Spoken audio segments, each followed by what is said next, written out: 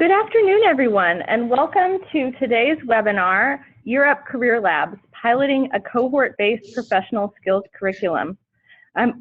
We know that we need a more focused approach to connecting young adults in need of opportunity, not only with education and training, but also with a clear pathway to employment. And today's webinar really focuses on how Europe has a new offering, a national program with a long track record of training low-income adults to excel at professional roles. So in today's webinar, you'll learn more about Europe's Career Labs, which is a modular version of their proven career readiness curriculum, and how these tools can be adapted for use at your institution. So without further ado, I'll introduce myself and others who are on today's webinar. So I'm Meredith Hatch. I'm Senior Associate Director of Workforce and Academic Alignment here at Achieving the Dream.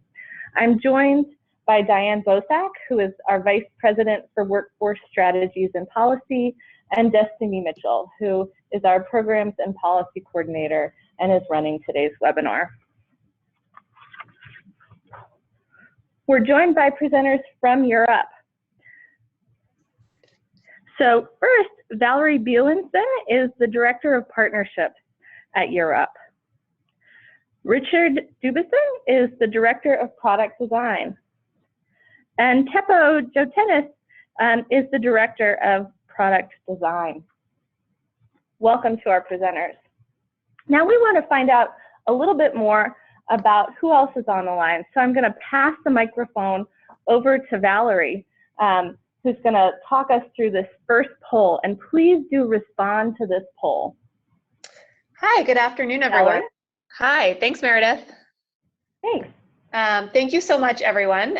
We are really excited to be here today to talk to you about Career Labs and give you a better sense of what the program is and how we envision it working, and think with you about what the best way is to potentially incorporate this program into community colleges would be.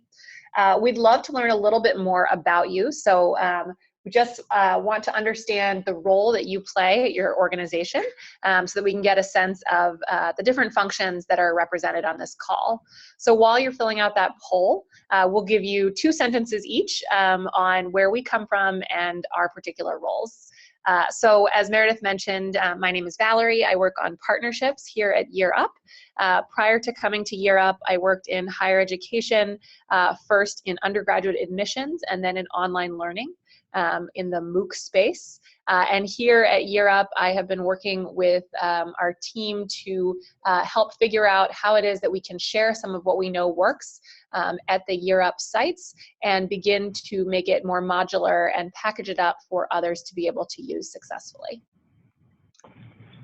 Hello, my name is Teppo, and I work here at Europe doing product development, specifically around innovative ways of learning. My background before Year Up has been in the field of online and blended learning and working a lot with colleges and universities, figuring out how they can both add online learning to their existing offerings as well as introduce new innovative ways that try to best meet the needs of their students. Hi everyone, I'm Richard Dubson. I work on product design for the career readiness product.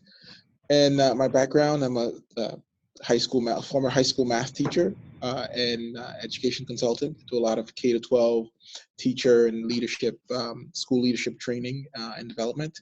I'm also a founder of the Europe program. Helped start the Europe Boston site back in 2001, and also started the Providence site and helped support teachers and academic staff across other Europe sites as well. So I'm glad to be back working on this product. So let's take a look at who's on the phone with us today. Great. Great. So it looks like, wow, excellent. So it looks like we have a split. We've got a couple of student services folks, as well as some folks from the career workforce side of the house. So that's great. I think both of those things are really important, and we would say that our program is focused both on professional skills, but also we use a lot of principles around how students behave, how they interact with each other, how they collaborate. So certainly a lot that has to do with student services, and we're thinking a lot about that because we know that having that support is really key, especially for a population of young people that we serve here at Year Up, opportunity youth, so 16 to 24-year-olds who may be disconnected from school or work. And we know that community colleges serve a lot of those young adults as well, although obviously they're enrolled in school, but often are coming from disadvantaged backgrounds. So let's go ahead and go to the next slide.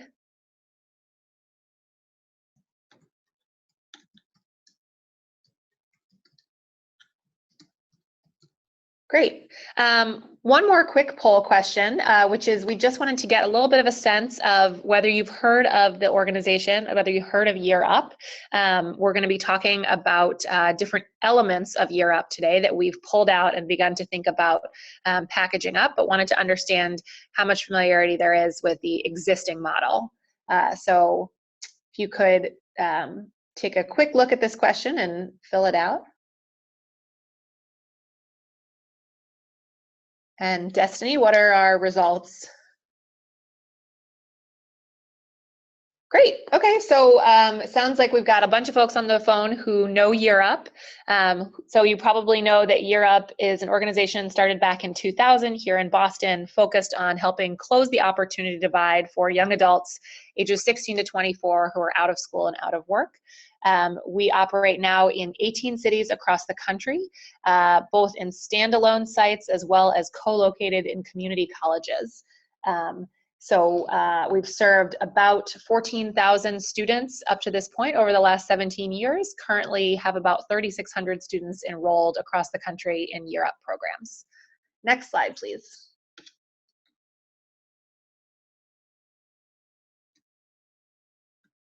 So what we've done with Career Labs is try to take an element that we know is really key to the success of Year Up and the Year Up students and figure out a way to offer that in a new model. So we have taken our proven professional skills training curriculum and we have modularized it and focused on how it might be able to be lifted out and incorporated into other settings outside of the Year Up model.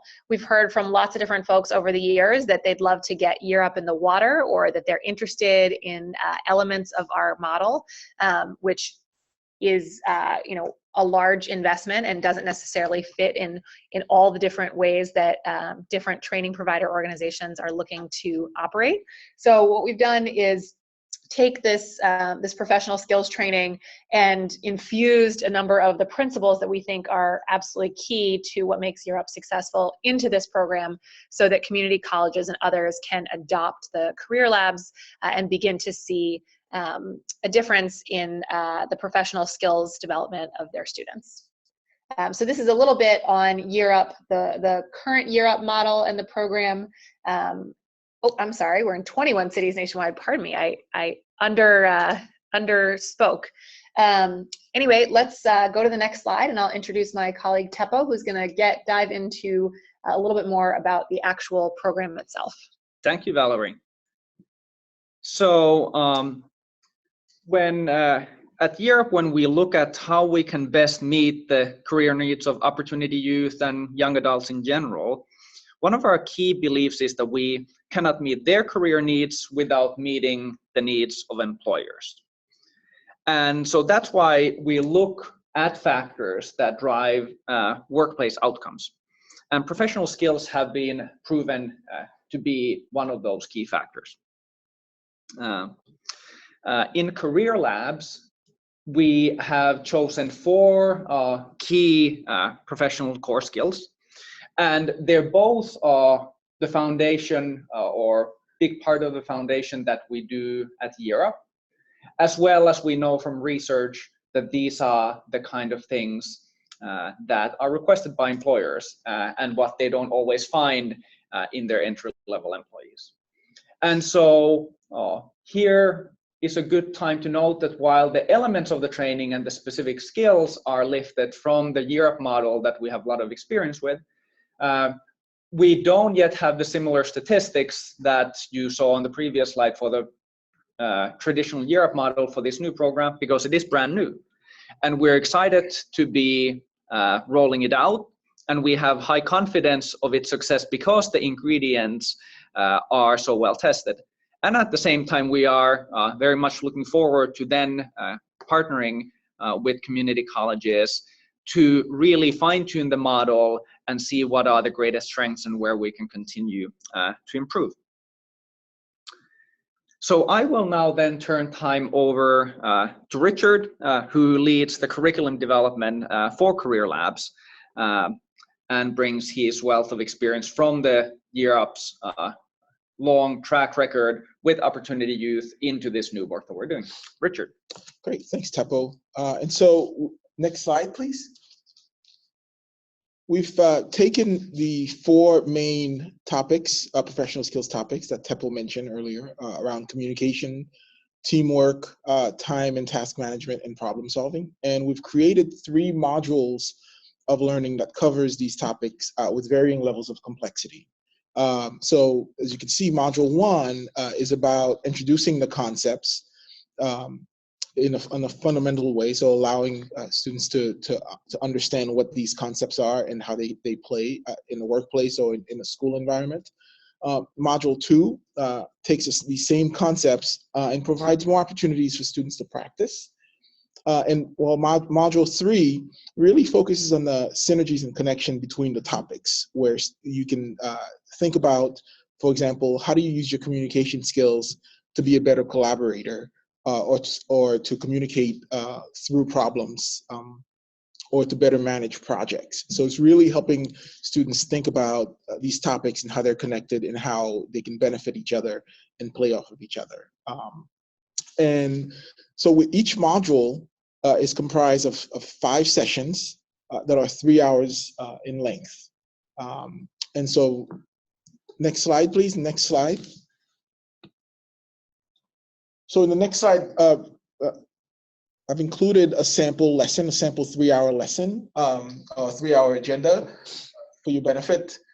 And as you'll see, there are 2 lessons within the agenda that are supported by a lot of small group activities in it and interaction with students.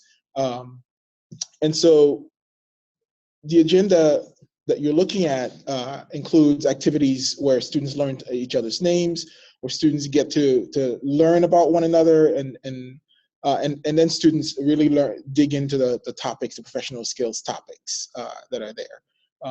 And I'll talk about why we do that in a second, but before, I'd love to do another poll question in the next slide. And would love to understand what made you interested in today's webinar about Europe Career Labs. So if you could please look at the questions and each statement and select the one that applies to you. And right after that, we'll talk about kind of our thinking behind the decisions that we made in developing this curriculum. But we'd love to hear how you're thinking about why did you join this webinar today.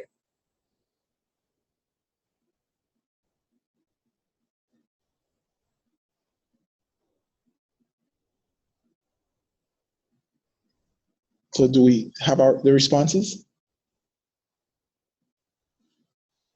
We do. Great.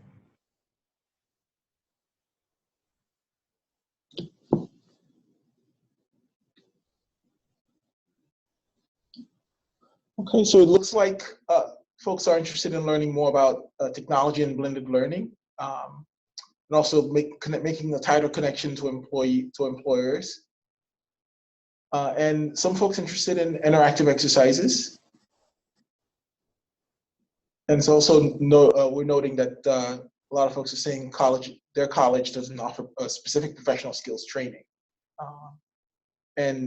or perhaps the training doesn't reach all students. So thank you for that. It's certainly something that's Career Lab is certainly something we're thinking about how are we incorporating technology, and we'll touch on that in a little bit. So let's go to the next slide. So in the previous slides, we talked about kind of what we teach, and we believe strongly that how we teach and how we deliver the content to students is as important as the content itself. And our approach involves developing a cohort of students and using activities that help to build a learning community and a cohort of students, because we feel that, and we've seen through our work at Year Up, that through the cohort, students get to practice the skills, practice and refine the professional skills that we're teaching them, and which in turn help to strengthen the bonds of the cohort. And with that cohort, students are able to achieve their goals, and Year Up as a program meets its goals because students feel the connection to the cohort. And so we believe that one of the key aspects that makes Year Up successful and that will make this program successful is really developing and building a cohort of participants, and using that cohort for students to really practice with each other the skills. So if the cohort building and the practice makes the program effective, we believe adding the digital tools and the train-the-trainer model that we're hoping to incorporate would make the program scalable. So as we think about how do we share what we know and help others do this in a way that we're thinking about it, having a program where we can train people in not just the skills that we're developing, but the how, because we believe the how is really important. And we have 17 years of practice in how do you develop young adults to really care about each other, care about the program, and learn and practice professional skills together. We feel that that's something that we can pass on to others, also using technology. So leveraging where can we use technology to both save time, but also to engage students in a different way. So next question, next slide, please. And so we have one more poll question for you. So we'd love for you to think about, so based on the previous slide, to what extent might your college add more of these elements?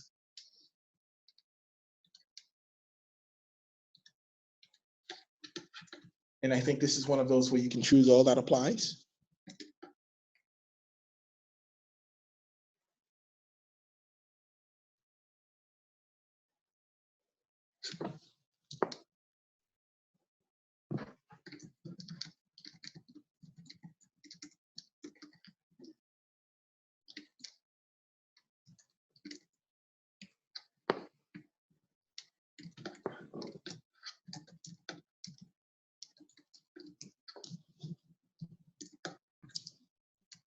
And I'm sure we have the results by now.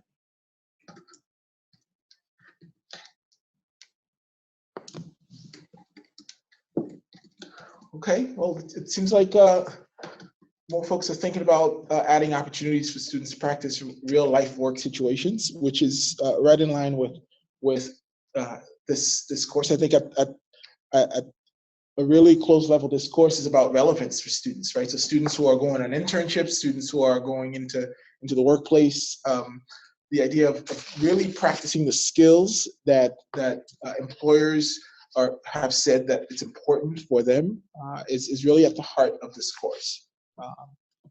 So let's go to the next slide.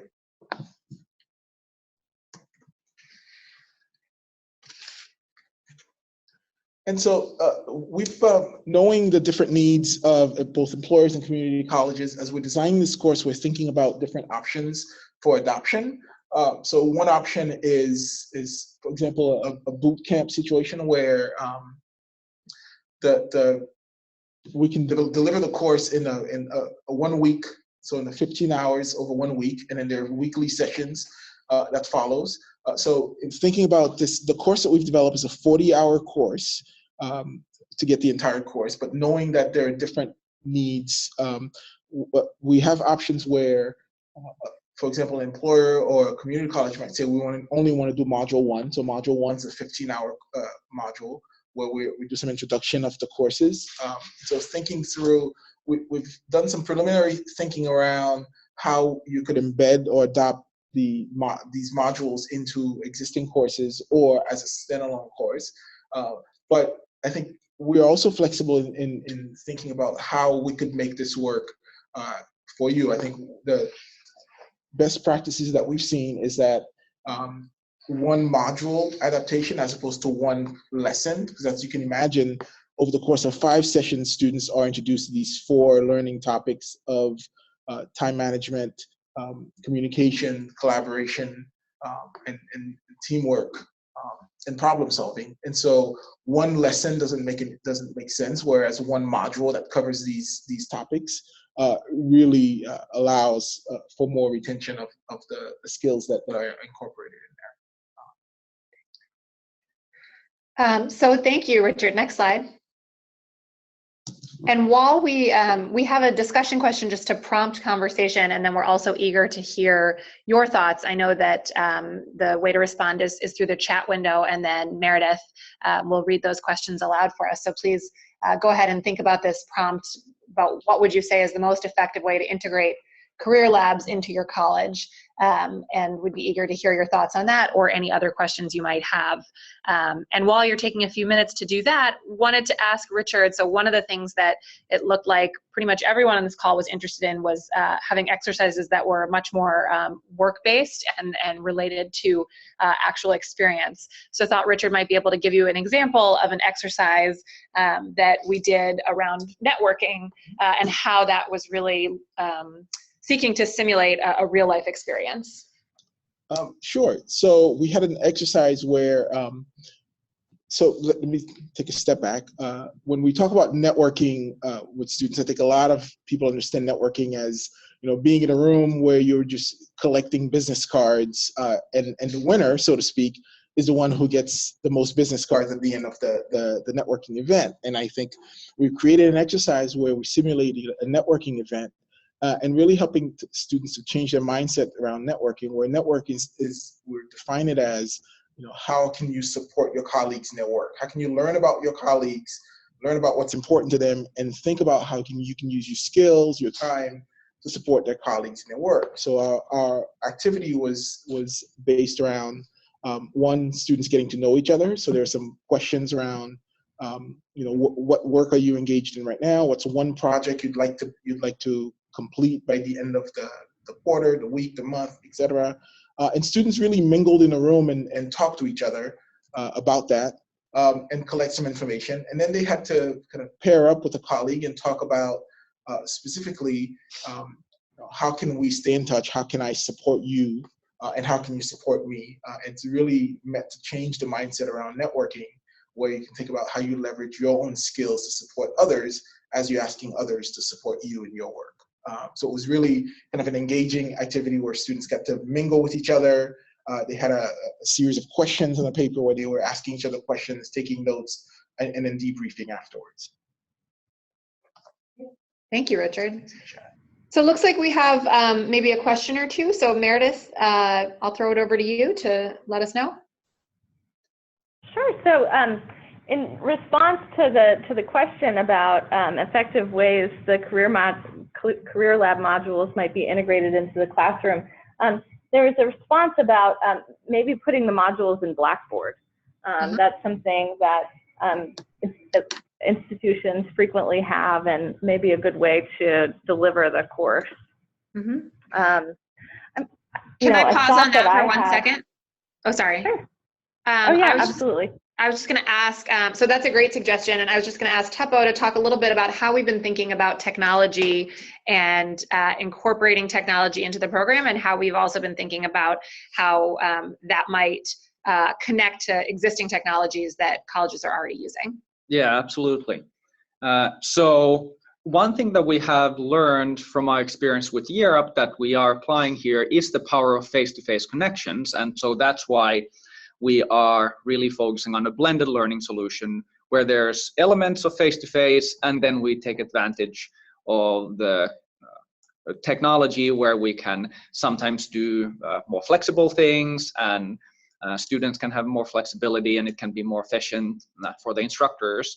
And so specifically the way we're thinking about it is that we would like to integrate as seamlessly as possible with existing LMSs, learning management systems. So this would include Blackboard as well as other prominent systems.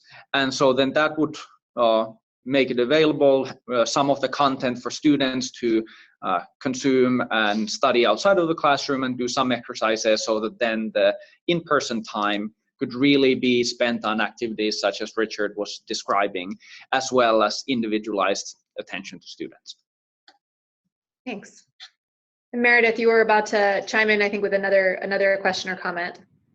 Sure, yeah. Just thinking about in terms of integrating career labs at institutions, I was thinking about considering the length of newer existing courses and how those might fit with the two options you described. So the boot camp and weekly sessions for 2 months versus 2 sessions per week for 2 months. So thinking about how maybe the boot camp would really fit if there's an orientation or a bridge program before students enter the next part of a program. Mm-hmm. Or thinking about if it's 2 sessions per week for 2 months, that might, thinking about how that might fit into many types of courses, including, thinking about an EMT course that would meet regularly, or thinking about courses across different disciplines. Mm-hmm. And how those two options might fit. Yeah, I think definitely both of those things are absolutely things that make a lot of sense. I think there's a lot of value to engaging with students before they begin their full course of academic study and have time to really focus on building a community and thinking about how intentionally they're going to be using this time at college to prepare themselves for life after education. And then certainly we also would agree that this could be incorporated into any number of different subject matter, areas of subject, that it's definitely, we really see these as skills that can be applied across subjects that are not subject specific. They're definitely skills that I think will be used in any workplace. And that's part of why we chose the 4 particular topic areas that we did, was we felt that those are really applicable regardless of what type of job a student was going to go into. So definitely agree with both of those comments. Any other questions or comments that people that are on people's minds? One other question is, can you talk, I know that you were just talking about it some, but can you talk a little bit more about the train the trainer concept and what that might look like? Sure.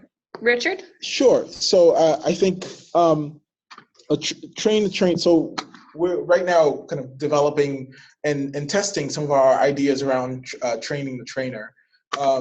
So there's a range, I think, of options there as well. So for us, we want to make sure that the trainers not only just understand the content, right? So providing the trainers with the content, but also our thinking around how that content should be delivered. So train the trainer activities would involve kind of me delivering some training, as well as providing support remotely to whoever is delivering the course, so that they not only are familiar with the course and the materials, but also kind of the mindset and the year-up way of building a cohort and connecting with students.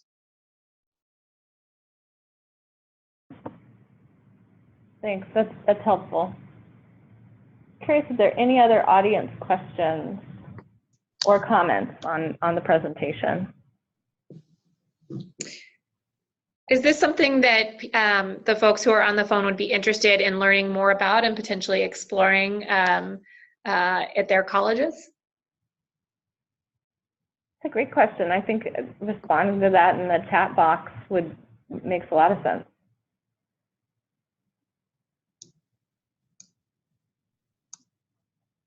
So the question was, again, would this be something that your institution would be interested in exploring? Yes or no?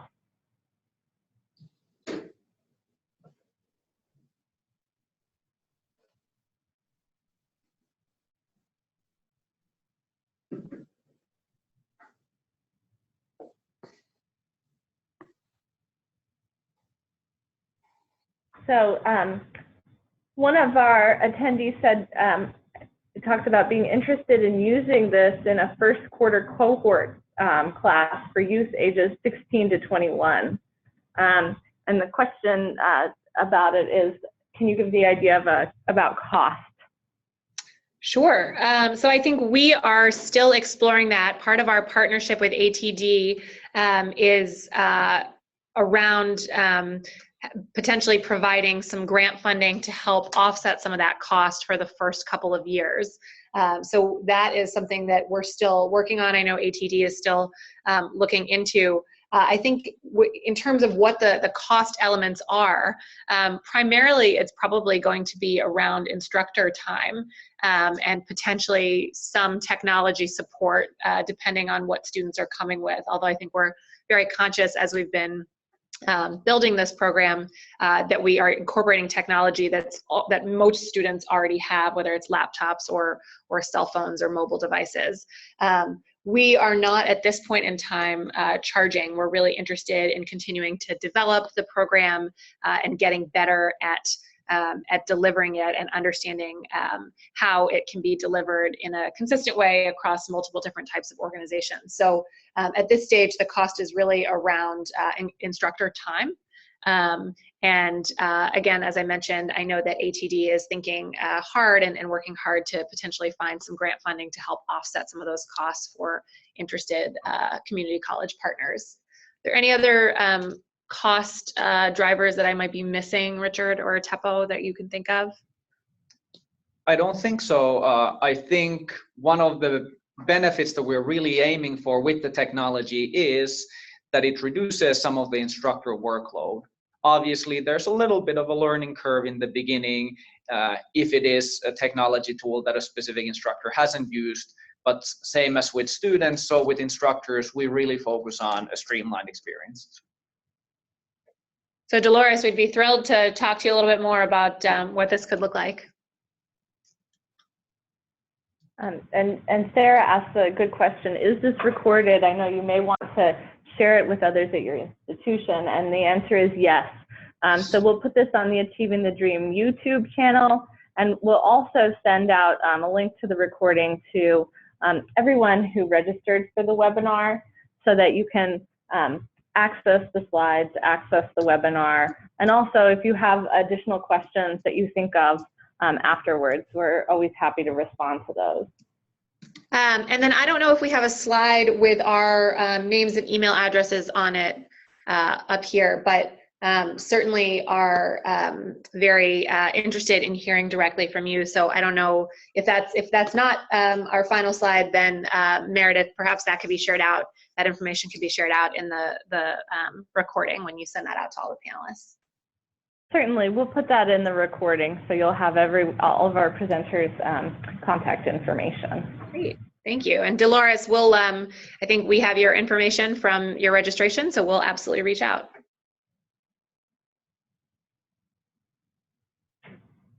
Great.